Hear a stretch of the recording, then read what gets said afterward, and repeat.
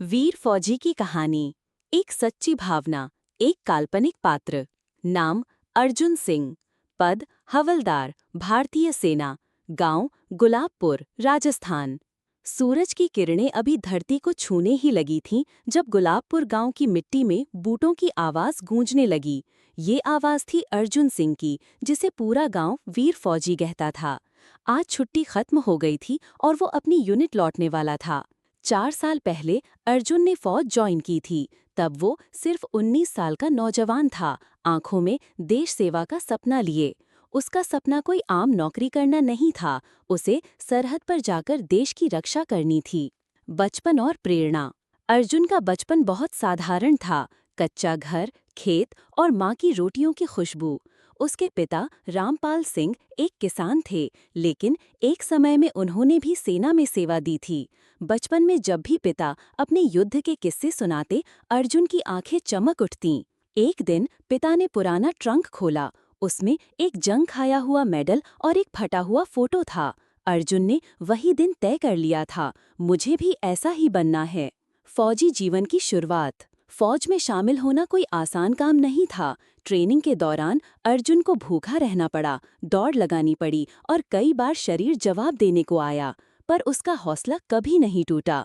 दर्द सहना पड़ेगा, लेकिन हार नहीं माननी, वो खुद से हर रात कहता। धीरे धीरे अर्जुन एक बेहतरीन सैनिक बन गया। उसने अपने जुनून और मेहनत से सबका दिल जीत लिया। सीमा पर तैनाती।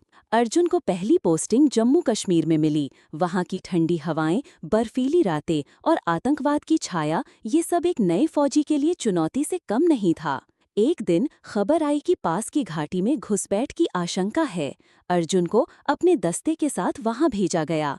पूरी रात घने जंगल में छुपकर बैठना पड़ा। सुबह जैसे ही दुश्मन आगे बढ़े, अर्जुन और उसकी टीम ने मोर्चा संभाल लिया। इस मुठभेड़ में अर्जुन को गोली भी लगी, लेकिन उसने अपने कमांडर को बचा लिया। इस बहादुरी के लिए उसे सेना मेडल से नवाजा गया। परिवार की चिंता। अर्जुन हर महीने अपनी माँ को खत लिखता। खत में ज्यादा कुछ नहीं होता, बस एक लाइन जरूर होती।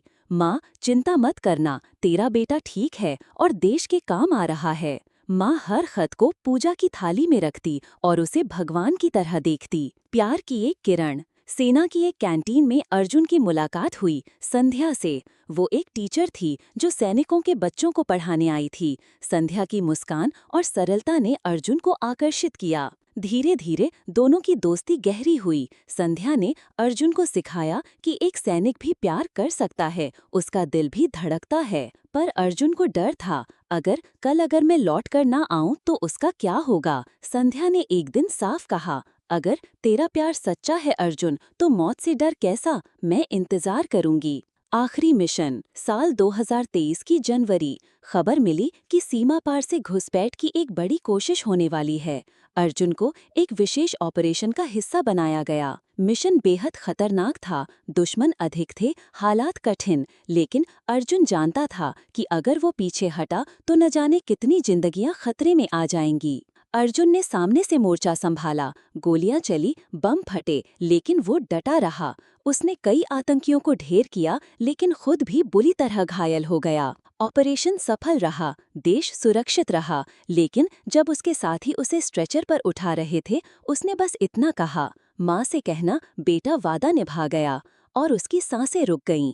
वीर गति और सम्मान। पूरा गांव जब तिरंगे में लिपटा अर्जुन का पार्थिव शरीर लेकर आया गया तो हवा तक शांत हो गई। माँ ने बेटे के शरीर को देखा, माथा चूमा और कहा, मेरा लाल अमर हो गया। सरकार ने अर्जुन को मरणोपरांत शौर्य चक्र से सम्मानित किया। अर्जुन की विरासत। आज गुलाबपुर के स्कूल का नाम है शहीद अर्जुन सिंह विद्यालय। उसके नाम पर एक फौजी चौकी भी बनी है। संध्या अब उसी स्कूल में पढ़ाती है।